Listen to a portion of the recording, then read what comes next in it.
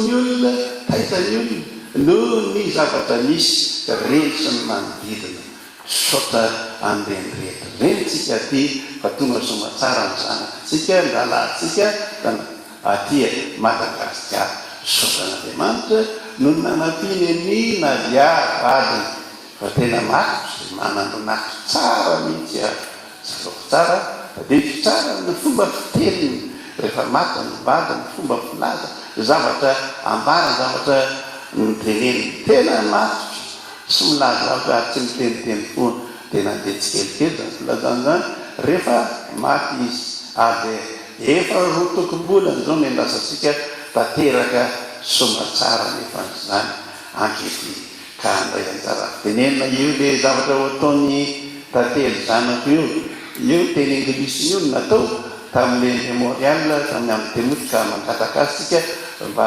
afaty mako zany lateny zany manaraka zany andray anjara koa fitenenina rehefa aveo Ragnarakotolita pasteur zay niara-niasa niaraka tamin'ny temoty nge nany apita zay ny fony atia Madagasikara mandray anjara miditra ny zavatra maro samihafa indrindra ny sekoly atia Madagasikara mandray anjara koa fitenena rehefa aveo Ragnarakotoljanary papany Navia dia maretakely azazaka indrindra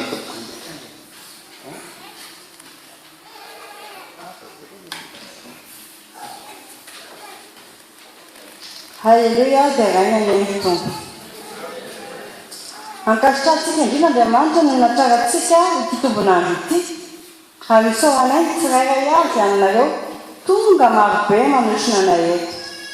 Engany ka ampionina sy namaivana anareo itsika ny fahafantarana kokoa na olo tokantany ny Timoty ary nahatonga azy hafinaritra tokoa.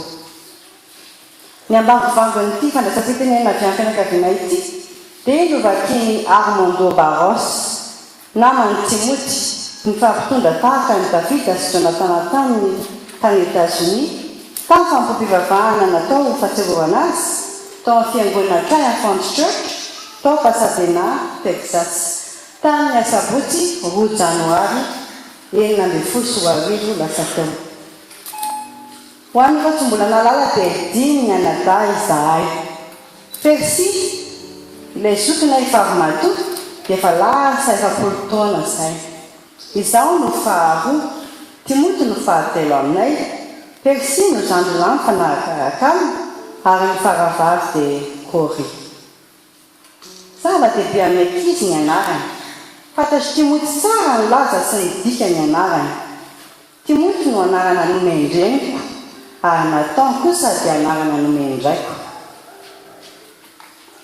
Noho ilay finoana tsy mety tsara-velatsika tao amin'ny Timoty amin'ny Baiboly ary noho ilay fahasahiana nanisy any Davida mpanjaka nataony Natana no nanomezany ny ray aman-dreniko azy ny anarana hoe Timoty Nathan.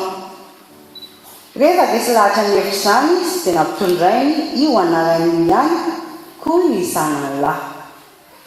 Na dia izany azy nandritra ny fahazazany mandra-pahalehibe an'izao nahazo petaka anarana izy toy ny hoe Tim Manara-Tim, Timy Kapky Motikely Sokobis. Rehefa nialehibe izy dia nandray tsara amin'ny fampianarana ny menazy na ara-bata na ara-tsaina na ara-panahy. Fa natanjahanteny izy tamin'ireny baskety ny nakafiziny indrindra. Na ilo tamin'ny fianarana salam-piofanana informatika na rahany izy. Na isekolady izy, tamin'ny nahaizany mandala amin'ny Baiboly, avy eo mizara amin'ny fahatsapany amin'ny manodidina azy. Raha miresaka tamin'ny raiko, ny momba ireo mady na olo-kendry manakaja voninahitra izy, efa trora ny alohany na hafatesana. Nativa Krismasy moa ny andro tamin'izany. Hitantara izy fa tsy telo ny isan'ny romady ireo araka ny fahatarany olona fa mety ho amanjatona noho ny falafiran'ny lalana le na mety noho ny fisian'ny mpanafika akareo fanomezana sarobidy ho atolotra ho an'ilay mpanjakany Jiosy. Mamariny ny ara-Baiboly ihany koa fa efa tsy nonona tao amin'ny tranon'olo itsony ry Maria Josefa rehefa tonga namangy azy ireo mady ireo. lasa tany États-Unis zahay tamin'ny taona 7 avy eo nody zahay fa ity kosa mbola mijanona tany. Ny asana omby sy nandroso nataony no nafahany vezivezy tamin'ny fanjakana maro tao États-Unis sy Canada ary Europe. Nandeha sy niverina taty Madagasikara koa izy na mangiavana ary afaka nanafarany ny rainy sy ny reniny alasasatra tany amin'ny tany États-Unis koa izany asany mandroso izany. Taty aoriana nahita vehivavy afaka nizara ny fitiavany sy ny fiainany, ny fanireny mba minofinofina izy ka nanirena ny fianakaviany. Tsy izany hoe izany fa inadia raha tia an-janahary. Anambara taminay tsy moty fa tena sambatra izy tao anatin'ny tokantrano, nahazo vady endry, teny fitiavana, nazahoany zanakalahy mitondra ny anarany izay vao telo taona sy tapamonja amin'izao fotoana izao. Ny atsiarovana azy dia ilay hira nataony izy nivady tamin'ny mariazy hoe mijery ireo tsisina izy. Hira nitsongaina ny iray tsisy tao am-piangonana izay androany. Lanatoa andry ny anterana izy. Ivo ny fianakaviana, tarika, nanoana, ary nafatratra ny rehetra tamin'ny heriny rehetra. Maina ny fitiavana lalina izy. Tsy nisy nasiany avakavaka na ny zopaviny, na rosotany, na rozanakanapaviny, na rozanadralany. Ilay rainay, noho ny teknôlôjia internet dia natsiahy fa tena akaiky azy, afaka mifakalika sy mifanakalotra matetika taminy. Nasakaizana noana azy izy, na mananiarana nompo taminy izay katsaka ny ampandroso ny fiangonana. Izahay anabaviny soka maminy na zandry kely tiny, tsy navelany irery, tena solondreny izy. Zandry lakely tsy fony moa nahita fa mpitarika mahay izy. Izy dia tia manaso ny hafa, ary indrindra tia manampy ny mpanompon'Andriamanitra. Raha tonga eo amin'ny toerana iray izy, mahasarika ny olona ny fitsikiny sy ny fahaiza manetana. Hay ny manao fitiavana sy ny ain'ny hafa. Pesany izay izy, mivaza olo hoy ny fiteny amin'ny mahajangana, fa izy dia olona mijoro amin'ny herin'ny hatrany. Teo ny asan'ny tompondray dia mizara ny fahatsapany an'i Jesosy. Maro tamin'ny tany imponja nampahireziny sy trapamonjeny. Amafisy nombianombiany fa Jesosy ny vahaolana ny zavatra rehetra, misy sariny any tazona izay afatra antsoratra izay. Hoe namana amin'ny Facebook moa dia hosondriana mamaky rofijokona vavolombelona ataon'ireo olona notariany ho eo amin'ny tompo mankasitraka ny asa tsara sy ny endrika hitany. Telo taminay 7 mianaka rakotiny rainy izao no efa lasa ny elolalana ankehitriny. Dia sisy kely na Joana Persy tamin'ny alahady 7 Desambra 577.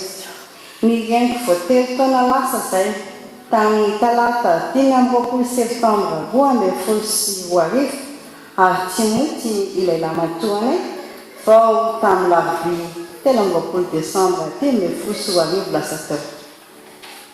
Folaka andatiny izy, matsafe sy kamboty zahay.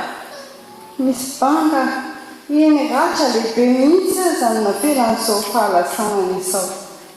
Ny fampahirezana sy fampiononana antsika mbola velona no antony safidianana fianakaviana ny teny voarafitra ny timoty faharoa 2:7-7 manao hoe efa niady tsara aho, efa natanteraka ny fihazakazahana aho, nitahiry ny finoana aho, hatrao dia tehirizina ho aho misatroboninahitra ny fahamarinana izay omeny tompo tsara marina ho aho amin'izay andro izay ary tsy ho ahy ihany fa ho an'izay rehetra tia fisehony koa.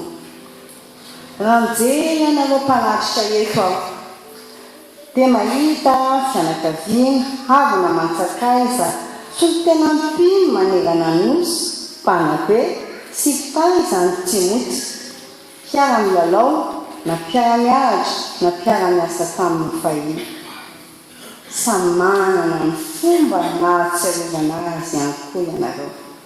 Isameram-po ianareo tsy manadino anay na foy andro sy fotoana nandaoka dia manjanaka mba miasa mandrara hiaraka mifanotrona aminay amin'izao ora farany anahana anay antinony izao. Tsy hoavarinay izany. Andriamanitra ny fiadanana sy manankaream-pahasoavana ny amasoa hanambona ary ao anareo mba miankonana nareo azy ka ho lasanyizay tokoa ny ratsy rehetra.